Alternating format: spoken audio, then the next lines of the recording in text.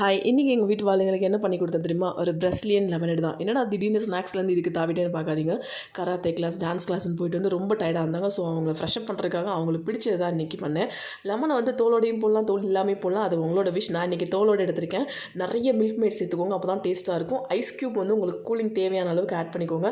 நல்லா மிக்ஸியில் அரைச்சிட்டு ஃபில்ட்ரு பண்ணி எடுத்திங்கன்னா பிரசிலியன் லெமனேட் சூப்பராக ரெடி ஆகிடுச்சு. இந்த பிரசிலியன் லெமனேட்டை வந்து நீங்களும் வீட்டில் செஞ்சு பாருங்கள். என்னோட வீடியோ பிடிச்சா லைக் பண்ணுங்கள், ஷேர் பண்ணுங்கள், கமெண்ட் பண்ணுங்கள்.